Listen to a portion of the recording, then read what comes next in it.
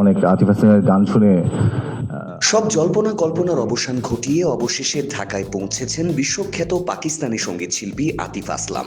আগামী 24শে জুলাই অনুষ্ঠিত হতে যাচ্ছে তার বহুল প্রতীক্ষিত আন্তর্জাতিক কনসার্ট। তবে এই আয়োজন ঘিরে দর্শকদের মধ্যে এখনো রয়ে গেছে কিছুটা শঙ্কা ও সংশয়। এর পেছনে রয়েছে আগের অভিজ্ঞতা। 2025 সালের ডিসেম্বরে আতিফ আসলামের একটি কনসার্ট হওয়ার কথা থাকলেও সেটি শেষ পর্যন্ত স্থগিত হয়ে যায়। সেই সময় অনেক দর্শক আগেই টিকিট কিনেছিলেন, কেউ কেউ প্রতারণার শিকার হয়েছেন বলেও অভিযোগ ওঠে। সামাজিক যোগাযোগ মাধ্যমেও বিষয়টি নিয়ে ব্যাপক সমালোচনা হয়। সেই অভিজ্ঞতার কথা মাথায় রেখেই এবার আয়োজকরা সংবাদ সম্মেলন করে সাংবাদিকদের আশ্বস্ত করেন। তারা জানিয়েছেন এবার কোনো ধরনের বিশৃঙ্খলা বা আগের মতো পরিস্থিতি তৈরি হবে না। পাশাপাশি তারা ঘোষণা দিয়েছেন আতিফ আসলাম ঢাকায় পৌঁছানোর পর তাকে নিয়ে একটি প্রেস মিটের আয়োজন করা হবে, যেখানে গণমাধ্যম কর্মীরা উপস্থিত থাকতে পারবেন।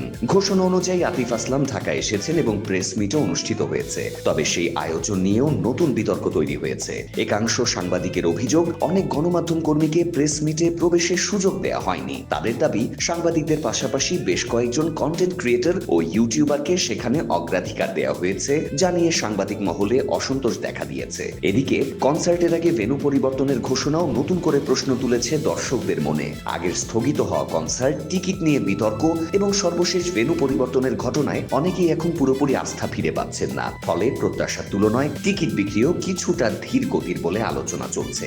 এখন সব নজর আগামীকালকের কনসার্টে। আয়োজনটি সফলভাবে সম্পন্ন হলে হয়তো আগের সব বিতর্ক পেছনে ফেলে আবারও বাংলাদেশে দর্শকদের হৃদয় জয় করবেন বিশ্বখ্যাত এই শিল্পী।